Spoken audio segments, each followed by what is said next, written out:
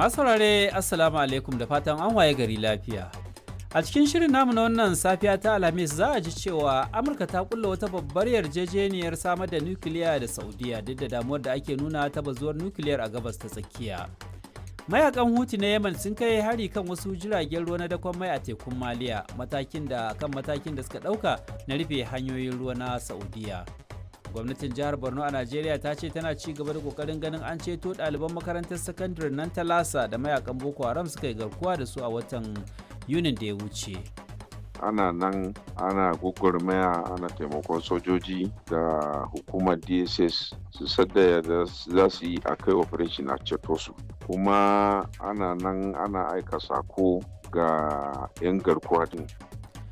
A jamhuriyar Nijar hukumar ƙididdiga ta ƙasar ta ce an samu tashin farashin wasu kayayyakin abinci a watan Yunin da ya gabata idan aka kwatanta da watan Mayun da ya gabata. Dama a lokacin da ya zamanto ruwa sun sabka lokacin da ake bukata abinci kuma lokacin ne ake samun karancin shi kenan yana cikin umar abaisin da ya zamanto abincin daman bara ba a yi shi da yawa ba.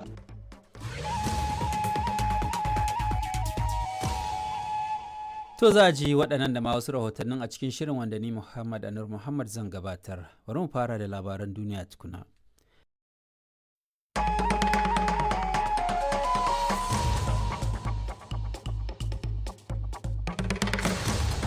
Masu saurare Assalamu alaikum, Muhammad Anur Muhammad ke muku barka da kasancewa da mu a shirinmu na hantsi na wannan rana ta Alhamis. Wanda a cikinsa za ku ji cewa Amurka ta kulla wata babbar yarjejeniyar samar da nukiliya da Saudiya duk da damuwar da ake nuna ta bazuwar nukiliyar a Gabas ta Tsakiya. Prime Minister India Narendra Modi ya ce za a kafa kotuna na musamman domin hukunta masu laifin da ya shafi satar jarrabawa. Gwamnatin jihar Kebbi da ke Najeriya ta ce akwai wasu dabaru da take amfani da su wajen kare rayuka da dukiyoyin jama'a daga barazanar masu garkuwa da mutane. Akwai lokacin da ana kashe mutane 100, 150, 30, 40 bugu daya. So shi ne nuna cewa bai yarda da haka ba, ya je fito da manufofi da dama, ya je ga manya-manyan sojoji da 'yan sanda a Abuja, ya nuna masu cewa hakan ba ta nuna cewa ya kamata a canza salo kuma aka canza salon. Har yau a Najeriya yayin da sabuwar doya ta fito ake sa ran za a samu sauki, to ko yaya farashin tsohuwar doyar yake a yanzu ƙwarya? Tsohuwar doya tsakani da Allah ta farkon nan 450, to Allah sai ka sai 700 da wani abu, kamar ta 100 za ka sai 600 tsohuwar doya, kamar ta 300 nan da ka sai 400 da wani abu. To akwai kuma labarin wasanni tare da wasu rahotannin a cikin shirin.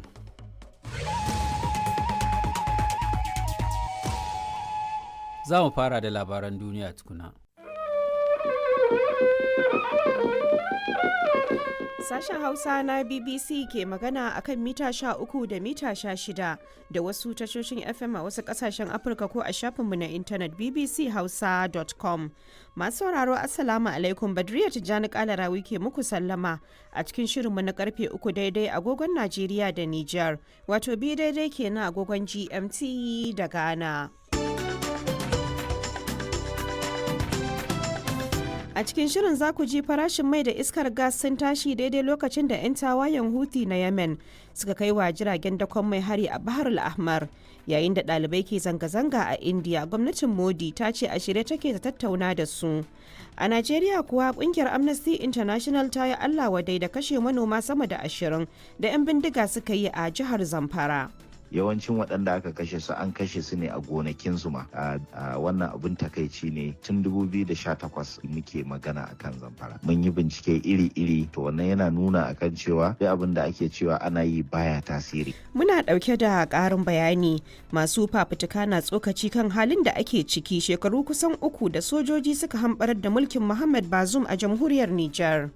Zababben shugaban kasa ba laihin tsaye ba na zamne a ce cikin gidan shi mai gadin kai ya ce ya ruhe ka ya ce daga yau shine a matsayin wurin ka. Ai ga san babu cin zarafin da yi haka nan. Sun ci zarafin Nijar gaba daya, sun ci zarafin shi kanshi zababben shugaban kasa da shi da iyalansa.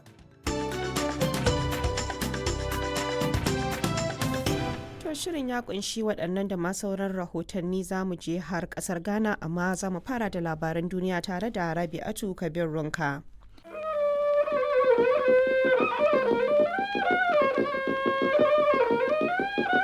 Sashen Hausa na BBC ke magana akan mita 16 da mita 19 da mita 25 da wasu tashoshin FM a wasu kasashen Afirka ko a shafinmu na intanet bbchausa.com. Masu sauraro Assalamu alaikum, Badriya Tijjani Kalarawi ke fata kun wuni lafiya a cikin shirinmu na karfe 8:30 agogon Najeriya da Nijar, wata 7:30 kenan agogon GMT da Ghana.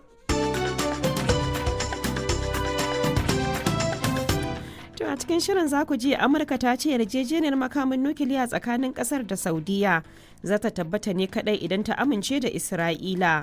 Shugaba Trump ya yi barazanar daukar matakin soji kan 'yan tawayen Huti a Yemen bayan harin da suka kai wa jirage a Tekun Maliya. Haɗin gwiwar jami'an tsaro sun yi nasarar kubuta da ɗaliban kwalejin kimiyya da fasaha ta jihar Zamfaran Najeriya wanda 'yan bindiga suka sace. Watan da ya gabata aka sace su a gidajen ɗalibai da suke zama a jiya. Allah ya ba jami'an tsaro na DSS da cikin haɗin gwiwa da sauran jami'an tsaro nasara wajen ceto su daga hannun su waɗannan 'yan bindiga. Masana kuwa sun fara tsokaci kan wasikar da gwamnatin Najeriya ta ce shugaba Trump ya aika ta jinjina ƙoƙarin Tinubu akan matsalar tsaro. Da alama an sace ga wata wasiƙa da shi Tinubun ya tura wa shugaba Trump. Ka iya cewa wato wasiƙar na nuna cewa an samu haɓakar alaƙar diflomasiya tsakanin Najeriya da Amurka.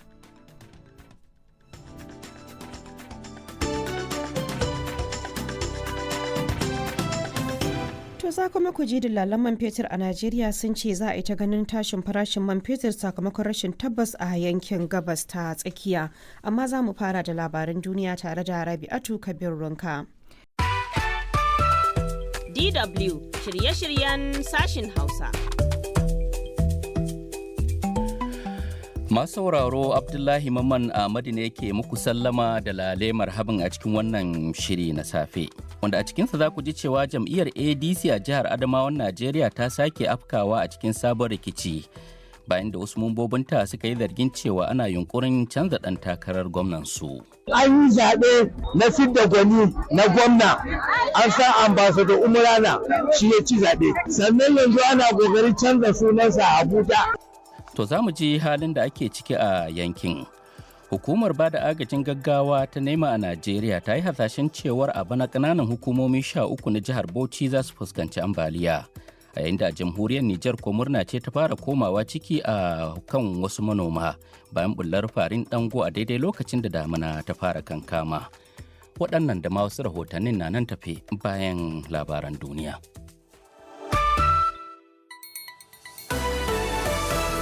DW Labarun duniya. Wutar rikici na ci gaba da ci balbal tsakanin Iran da Amurka a yankin Gabas ta Tsakiya. Ministocin harkokin wajen Rasha da Amurka na ganawar keke da keke kan rikicin Ukraine. Kungiyar Reporters Sans Frontier ta zargi Burkina Faso da kafa rundunar sojojin baka amma ta intanet don razana 'yan jarida. DW shirye-shiryen sashin Hausa. Masu sauraro barka da rana daga nan DW Hausa da kuka kamo a dw.com/hausa ko a manhajar TuneIn koma a shafukanmu na Facebook da YouTube ko kuma wasu tashoshin FM a kasashen nahiyar Afirka. A shirin namu na yanzu za ku ji cewa 'yan adawa a Najeriya suka ce wasikar da gwamnatin shugaba Bola Tinubu ta ce Trump ya rubuta mata ta bogice. Mu mun tabbatar da cewa wannan takarda ko kuma wannan wasiƙa da suke ikirari ba gaskiya ba ne ba. Duk wanda zai ce wannan wasiƙa wai ba ta gaske ba ce ba ko wani abu to ai abun dariya ne ma. Har ila yau a Najeriya an yi nasarar sasanta wasu al'ummomi da ke kan iyakar ƙasar da makwabciyarta jamhuriyar Nijar bayan shafe shekaru suna zaman tankiya. Ina miƙa godiya ta ga Allah subhanahu wa ta'ala akan raba wannan takaddamar da aka ɗauki tsawon shekara 47 ana yi tsakanin karamar hukumar mai gatari da mutanen Nijar. Rundunar sojin Jamus kuwa mata take nema su shiga aikin soji, za mu ji dalili. Salihu Adamu Usman shine sunana. To amma kafin mu je ga waɗannan da ma ƙarin wasu rahotannin ga Zaharaddin Umar Dutsen Kura mai labaran duniya.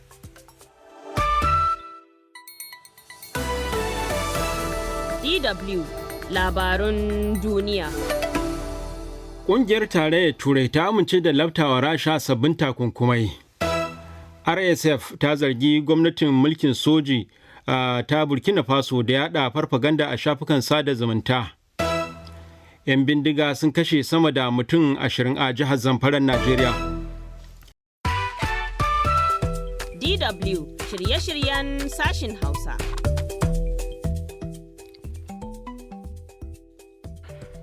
Masu sauraro barka da maraice daga nan sashin Hausa na DW. Wannan shirin na zuwa muku ne kai tsaye a shafinmu na intanet dw.com/hausa da DW Hausa Facebook da tashar mu ta YouTube da ma wasu tashoshin FM a wasu kasashen nahiyar Afirka. A shirin namu na yanzu za ku yi cewa a Najeriya sabuwar takaddama ta tashi kan zargin cushe a kasafin kuɗin ƙasar na 2026. Bayan aka fara wannan abin din a gaban irin aka sa borehole da wajen miliyan 100 nawa, ana street light da miliyan 100 nawa guda ɗaya, muka yi shuru. Da shi yasa 'yan siyasa abin da suka ga dama suke da mu. Masana nukiliya na ganin yarjejeniyar da Amurka ta ƙulla da Saudiya kasuwanci ne kawai. To ba wani abu ne, wani ƙarar exploitation za a yi na Saudiya. Ita Amerika za ta yi amfani da wannan ɗan abin da za su ba su ƙara tatse su. Ita kuwa Jamus ci gaba take yi da yau ga dangantaka da ƙasashen Afirka. Za mu ji abin da take nema. Saliwa da Musman ne ke tare da ku a shirin yamma. To amma kafin mu je ga duk waɗannan da ma ƙarin wasu batutuwa ga Zaharaddin Umar Dutsen Kura da labaran duniya.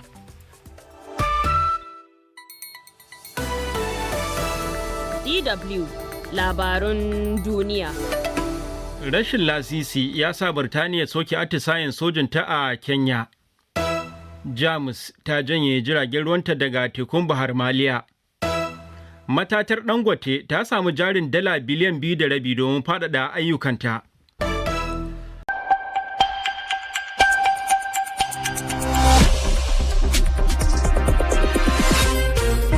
Karfe 7 agogon Najeriya, Nijar, Kamaru da Chadi, 6 kenan agogon TU da Ghana. Sashen Hausa na Radio France International RFI aka kamo. Umaru Sani.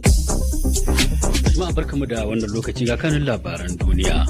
'Yan bindiga sun sace sama da mutum 40 a wasu yankuna da dama na jihar Zamfara da ke arewa maso yammacin Najeriya. Jami'an tsaro a Liberia sun kama hodar Iblis mai tarin yawa da ake ga shine mafi girma a tarihi.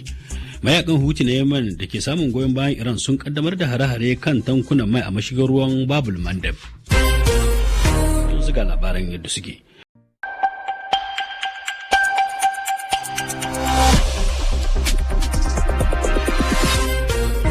Karfe 8 agogon Najeriya, Nijar, Kamaru da Chadi, 7 kenan agogon TU da Ghana. Sashen Hausa na Radio France International RFI aka kamo.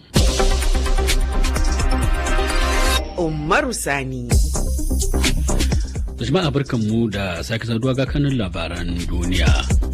Najeriya da Jamhuriyar Benin sun bayyana aniyar yaƙi da fasakauri a kan iyakokinsu. Lauyoyi sun ƙauracewa kotuna a Kenya domin nuna fushinsu kan yadda ake jan kafa wajen hukunta mutanen da aka sabu da laifin cin hanci da rashawa. Mayakan Huti na Yemen da ke samun goyon bayan Iran sun kaddamar da hari kan tankokin mai a mashigar ruwan Babul Mandeb. Sun ga labaran yadda.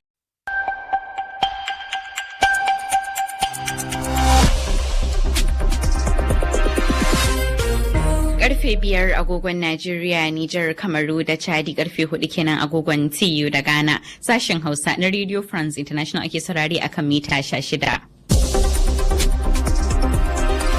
Hawa Halliru Gwangwazo. Masu sauraro Assalamu alaikum, barkanmu da wannan yammaci. A cikin labarin za a ji cewa matatar Dangote ta sake dawo da tsarin sayar da mai da naira maimakon dala tare da ƙara farashin litar fetur a Najeriya.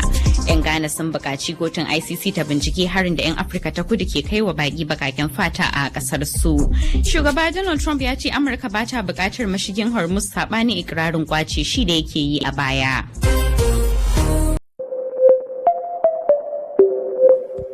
Hukumar NAFTAB a Najeriya ta ceto mutane 156 da aka yi safarinsu ta kuma maido da 300 daga Ghana da Cote d'Ivoire. Za a ji jam'iyyar da ke mulki a Kamaru ta yi zama kan dogon hutun shugaba Biya da ya jawo tambayoyi. Kazalika wasu ma'aikata sun mutu sakamakon rushewar wani ramin haƙo zinari na Birtaniya a Kenya. To kanin wasu takaitattun labarai na yau da kullum kenan da muke tafa da su daga nan TRT Africa Hausa. Na ranar Alhamis 23 ga watan Yulin shekarar 2026 a sunana Shamsiyya Hamza Ibrahim.